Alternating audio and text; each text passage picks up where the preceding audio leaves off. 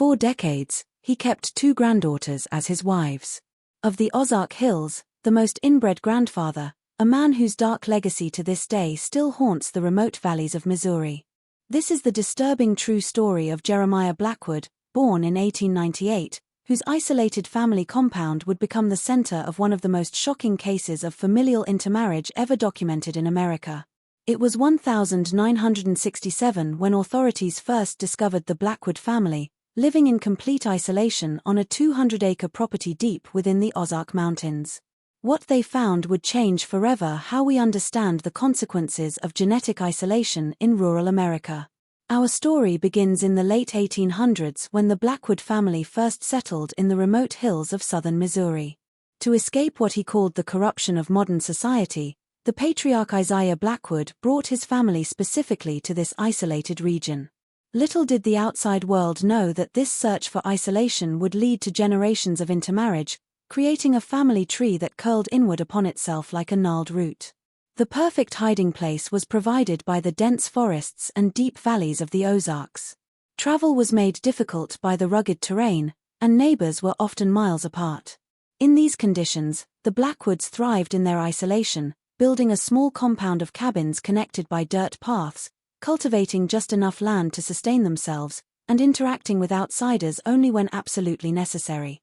The family patriarch by the 1940s had become Jeremiah Blackwood. After his wife passed away from complications during childbirth in 1938, complete control over his growing family began to be exercised by him.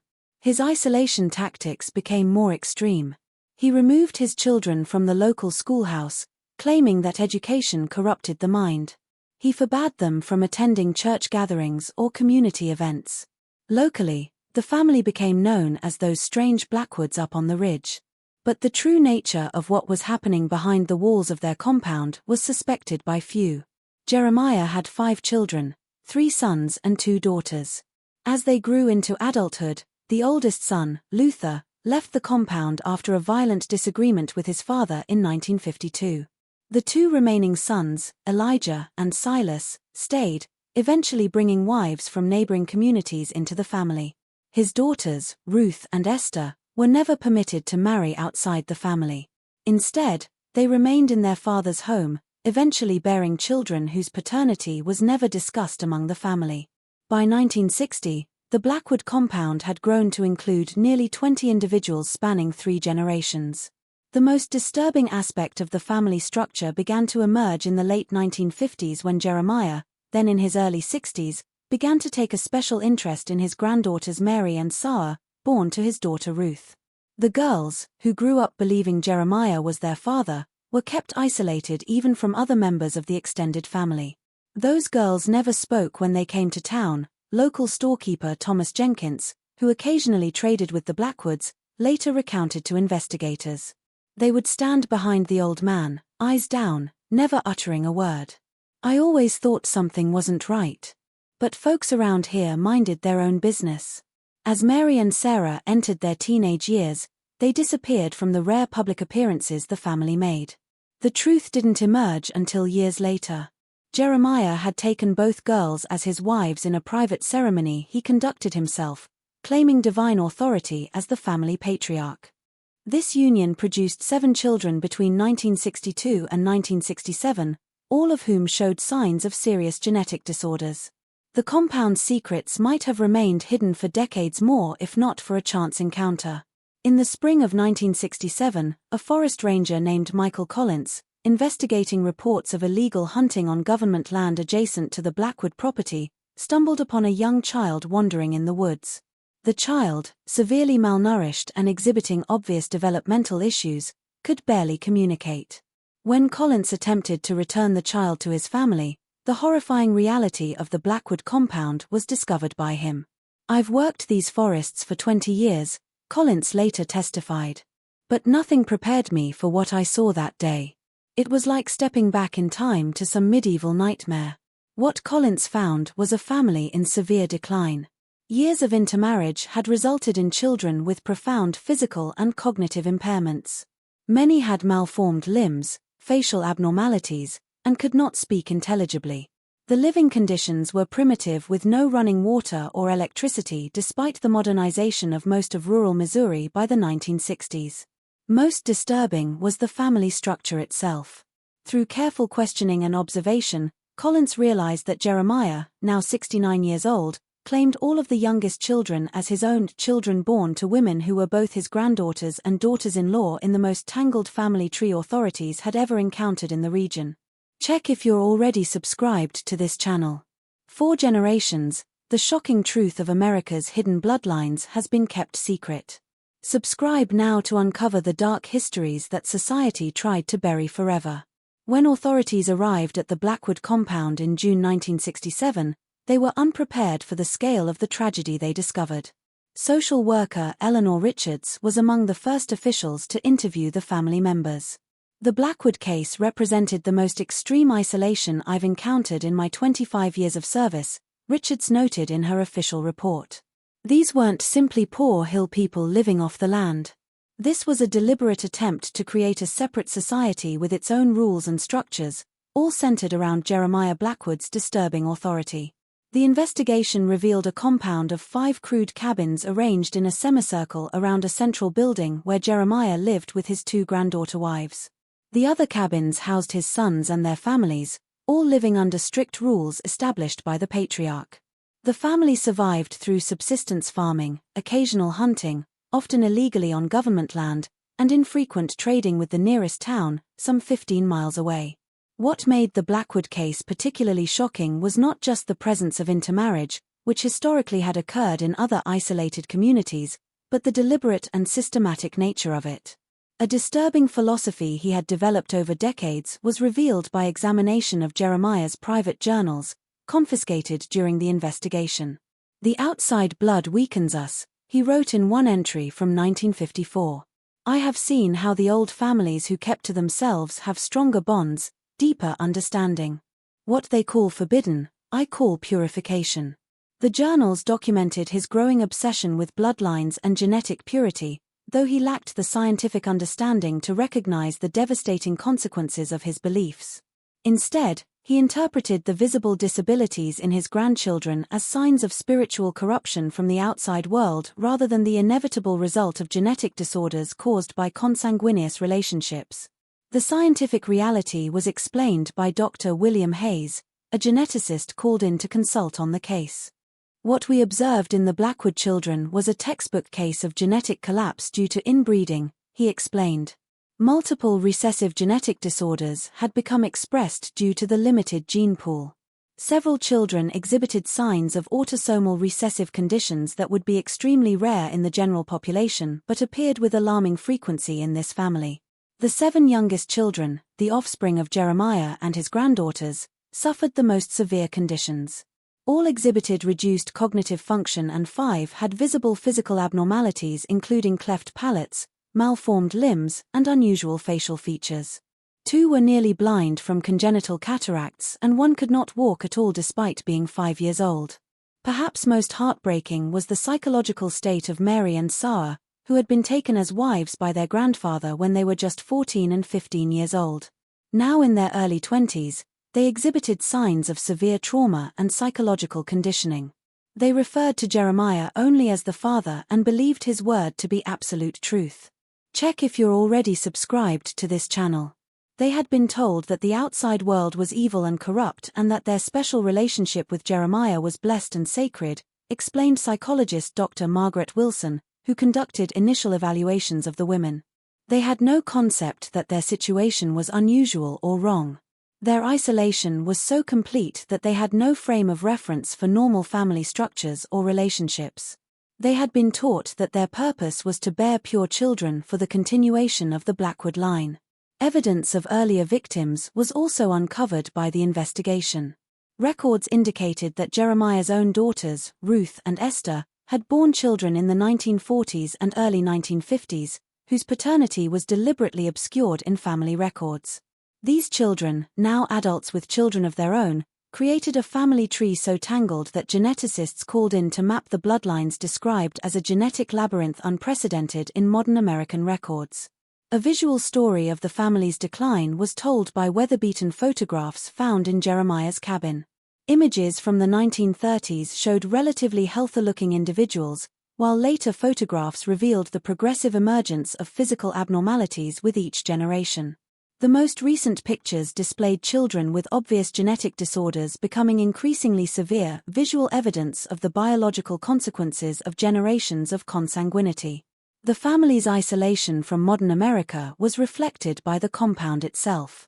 While most rural homes in Missouri had electricity by the late 1960s, the Blackwoods lived without power or running water. Their cabins were lit by oil lamps, heated by wood stoves, and furnished with handmade items. They used an outhouse rather than indoor plumbing, drew water from a well, and preserved food using methods unchanged since the 19th century. Their cultural and genetic isolation was reinforced by this physical isolation. Without television, radio, or regular contact with outsiders, the younger Blackwoods had no way to understand that their living situation was abnormal. They spoke with unusual accents and used words and phrases that had disappeared from common usage decades earlier, creating what linguists later described as a time capsule of Ozark dialect from the early 1900s. The family's religious beliefs had evolved into a unique system centered around Jeremiah's authority, though originally based in fundamentalist Christianity. Their isolated practice had morphed into something unrecognizable to mainstream denominations. Jeremiah claimed direct communication with the divine and used this supposed connection to justify his position and actions. He had created a small shrine in his cabin where family members were required to participate in unusual rituals that mixed elements of traditional Ozark folk practices with his own inventions. Complicated by the region's cultural emphasis on privacy and self-determination was the local reaction to the discovery. While most expressed horror at the conditions of the children, some locals questioned whether government intervention was appropriate. "Folks have always lived how they wanted in these hills," one anonymous neighbor told the Springfield News Leader in July 1967. "Not saying what happened there was right, it surely wasn't. But there's a long tradition of keeping to ourselves and handling our own problems." This tension between autonomy and protection would shape the legal proceedings that followed and reflect the broader challenges of addressing such cases in America's most isolated regions. By autumn of 1967, the Blackwood case had captured the attention of medical professionals across the country. The family represented one of the most extensive and well-documented instances of multigenerational consanguinity in modern American history, providing a tragic but scientifically significant glimpse into the genetic consequences of inbreeding in humans. A team that conducted comprehensive examinations of all family members was led by Dr. Robert Lancaster, a specialist in genetic disorders from Washington University in St. Louis. Their findings painted a grim picture of progressive genetic collapse. "What makes the Blackwood case so scientifically significant," Dr. Lancaster explained in his published case study, "is that we can trace the increasing frequency and severity of genetic disorders through 4 generations. The pattern precisely follows what genetic theory would predict: a dramatic increase in homozygosity for recessive alleles leading to the expression of numerous genetic disorders. Multiple recessive conditions in the youngest generation were identified by the medical team, including phenylketonuria, Tay-Sachs disease, and several rare metabolic disorders that normally occur in fewer than 1 in 100,000 births in the general population. The concentration of these conditions in a single family provided compelling evidence of the dangers of close genetic relationships. Simultaneously with the medical investigations, the legal case against Jeremiah Blackwood moved forward. Significant challenges in building his case were faced by prosecuting attorney Robert Williams, not least because of the complex family relationships that made traditional definitions of incest difficult to apply. "The Blackwood family structure has created unprecedented legal questions," Williams stated in court documents. "The defendants' relationships to the victims cross multiple familiar categories. Complicating matters further was the question of jurisdiction and temporal authority. Many of the relationships had begun years earlier, some potentially outside the statute of limitations. Additionally, the most isolated portions of the Blackwood property technically straddled the border between 2 counties, raising questions about which court had proper jurisdiction. As the legal machinery slowly advanced, social services faced the immediate challenge of caring for the affected family members, particularly the children. The 7 youngest children were placed in specialized care facilities capable of addressing their significant medical and developmental needs. Mary and Sarah, Jeremiah's granddaughter wives, were initially hospitalized for medical treatment and psychological evaluation before being moved to a residential therapy program specifically designed for victims of prolonged trauma and psychological manipulation. A different set of challenges was presented by the older generation of Blackwoods, Jeremiah's sons, Elijah and Silas, and their wives. While they had participated in the isolated community, evidence suggested they had done so under varying degrees of coercion and psychological control from Jeremiah. Determining their legal culpability while also addressing their own needs as potential victims created significant ethical dilemmas for both prosecutors and social services. Throughout the autumn of 1967, as these various proceedings moved forward, journalists began to take interest in the case. Initial local reporting in the Springfield News Leader and the Arkansas Democrat gradually gave way to national coverage, with major publications sending reporters to the Ozarks to investigate this shocking story of isolation and genetic tragedy. Mixed consequences were brought by the media attention. While it raised awareness about the dangers of genetic isolation and the need for protective services in remote rural areas, it also sensationalized the Blackwood story. Headlines like Hillbilly Horror, The Monster of the Ozarks, and An American Freak Family Discovered in Missouri Woods reflected the lurid fascination that sometimes overshadowed the human tragedy at the core of the case. For the residents of Shannon County and the surrounding Ozark communities, uncomfortable reflections on local traditions of privacy and non-interference were forced by the Blackwood case. Many locals expressed shame that such a situation had existed in their community without intervention for so many years. "We've always believed in letting folks live as they choose," said Harold Jenkins, a county commissioner during a community meeting called to discuss the case. "But there's a difference between respecting privacy and ignoring suffering. As a community, we failed those children by not asking more questions when we sensed something wasn't right." The profound impact of their insulation and manipulation was revealed by the psychological evaluations of Mary and Sarah. Having been separated from broader society since birth and subjected to Jeremiah's indoctrination, they struggled to understand why they had been removed from the compound or why their relationship with their grandfather was considered wrong. Dr. Elizabeth Morgan, the lead psychologist working with the women, described their condition. "They exhibit a form of complex trauma combined with what we might now call cult programming. Their entire reality was constructed by Jeremiah, leaving them without the psychological tools to evaluate their situation objectively. Their recovery will require not just addressing trauma, but literally rebuilding their understanding of family, society, and self-identity from the ground up." If you've been watching this dark chapter of American history unfold, pause right now and type "Blood Speaks Through Generations" in the comments. Your words acknowledge these forgotten victims and ensure their suffering wasn't in vain. Despite the significant challenges they faced, both women showed remarkable resilience as they began the long process of psychological recovery. By December 1967, they had progressed enough to assist prosecutors in building their case against Jeremiah, providing crucial testimony about life inside the compound. How such a situation could have persisted undetected for so long in modern America was the question that haunted investigators, medical professionals, and the public alike. The answer lay in a perfect storm of geographical isolation, cultural factors, and deliberate deception. The trial of Jeremiah Blackwood began on February 12, 1968 in the Shannon County Courthouse. Despite the sensational nature of the case, Judge William Harrison ordered limited media access, citing the dignity and privacy of the victims. This decision created a striking scene outside the courthouse where dozens of reporters from across the country gathered each day, desperate for any details about the proceedings inside. A powerful statement opened the state's case by prosecuting attorney Robert Williams. "This is not merely about prohibited relationships.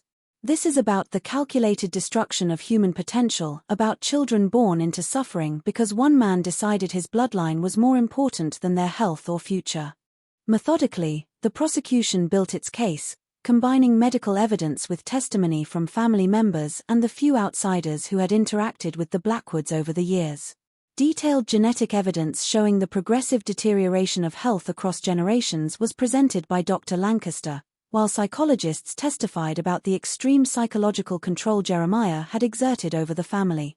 Most compelling was the testimony of Mary and Sarah, who appeared in court on February 20, speaking softly and often needing breaks to compose themselves. They described their upbringing in the compound and their gradual transition from being Jeremiah's granddaughters to becoming his wives in their early teens. "He told us it was God's plan," Mary testified. "He said our blood was special, chosen. When I had my first child and saw the baby's struggles, I asked if we had done something wrong. He said it was a test of our faith." The depth of isolation the family experienced was revealed by Sarah's testimony.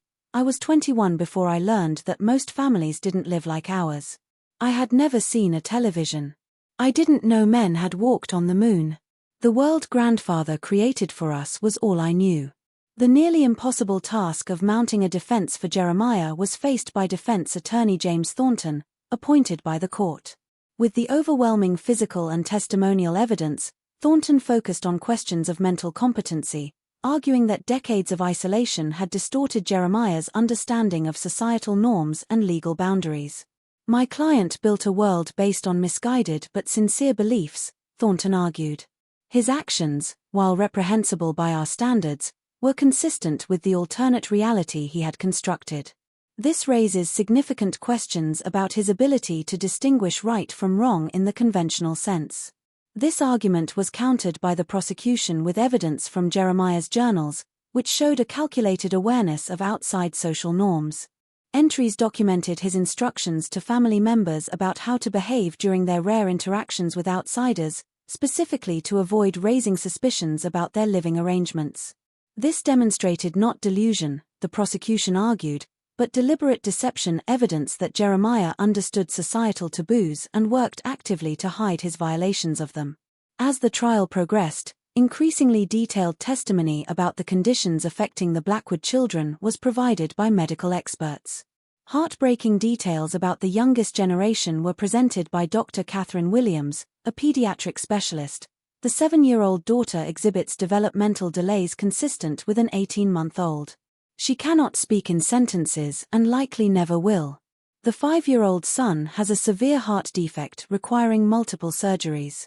The 3-year-old twins both show early signs of progressive neurological disorders. These conditions represent a concentration of rare recessive genetic disorders that would be statistically impossible without consanguinity across multiple generations.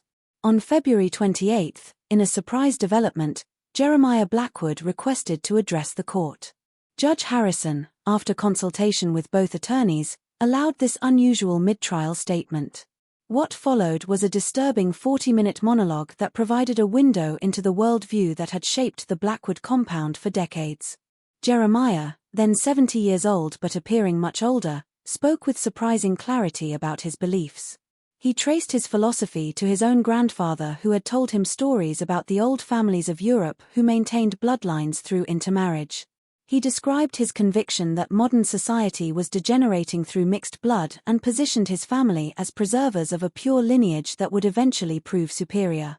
When asked about the obvious suffering of his grandchildren and great-grandchildren, Jeremiah displayed a disturbing lack of remorse, stating that weakness must be burned away through generations of purification. He compared the process to metallurgy, where impurities are removed through repeated heating. This testimony, far from supporting the defense's strategy of claiming mental incompetence, instead revealed a coherent, if horrifying, worldview that had been methodically implemented over decades. Jeremiah's statement effectively undermined his own defense by demonstrating his awareness of conventional norms and his deliberate rejection of them in favor of his own system. The trial concluded on March 7, 1968, with closing arguments that reflected the broader societal questions raised by the case. Prosecutor Williams framed the proceedings as not just about one family, but about the tension between individual freedom and societal responsibility. In America, we value independence and the right to live according to one's beliefs. But that freedom cannot extend to the deliberate harm of others, especially children. The state has not only the right but the obligation to intervene when isolation becomes a weapon and family becomes a prison. A final appeal based on cultural relativism was made by defense attorney Thornton, arguing that the Blackwoods represented an extreme version of the self-sufficient, independent lifestyle that has characterized the Ozarks for generations. This argument found little sympathy with either the judge or the jury. After just 5 hours of deliberation, the jury returned with a guilty verdict on all counts. 2 weeks later, on March 22, Judge Harrison delivered his sentence: life imprisonment without the possibility of parole, the maximum penalty available under Missouri law at that time. In his sentencing statement, Judge Harrison addressed Jeremiah directly: "You have caused incalculable suffering, not from momentary passion or weakness, but from sustained, deliberate cruelty disguised as principle. Your victims include not only those directly harmed, but generations yet unborn, who will carry the consequences of your actions in their very bodies." The beginning of a new chapter for the surviving Blackwoods was marked by the conclusion of the trial. With Jeremiah removed from their lives, they faced the daunting challenge of integrating into a society that was as foreign to them as another country. In the decades following Jeremiah Blackwood's imprisonment, the ripple effects of his actions continued to spread through both his family and the broader society. The Blackwood case eventually influenced medical research, social service protocols, and even legislation designed to better protect isolated communities. Jeremiah himself remained unrepentant until his death in Potosi Correctional Center in 1983. Prison records indicate he refused all visitors except his court-appointed attorney and spent his time writing extensive manifestos expanding on his disturbing theories of bloodlines and purification. These writings, examined by psychologists, revealed not mental illness in the clinical sense but rather what Dr. James Peterson of the University of Missouri called a closed system of logic built on fundamentally flawed premises and immune to contradictory evidence. Enormous challenges were presented by the transition to normal life for Mary and Sarah. After 2 years in a specialized residential treatment program, they moved to a small community in northern Arkansas where their connection to the notorious Blackwood case was unknown. There, with ongoing support from social services, they began the process of building independent lives. Sarah, who showed remarkable resilience, eventually earned a GED and became an advocate for victims of isolation and manipulation. In a rare public statement given at a conference in 1985, she reflected on her journey: "I lost 30 years of my life to one man's obsession. My children lost even more, but I refused to let his shadow darken the rest of my days or theirs." Check if you're already subscribed to this channel. More difficult proved Mary's path. The psychological trauma she experienced left deeper scars, and she struggled with depression and anxiety throughout her life. She found some peace in art therapy, producing haunting paintings that were eventually displayed in a private exhibition titled Emerging from Darkness in Kansas City in 1990.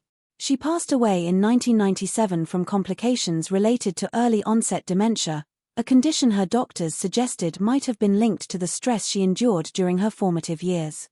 The most severe consequences were faced by the children born of the consanguineous relationships. The 7 youngest children, Jeremiah's offspring with Mary and Sarah, required specialized care throughout their lives.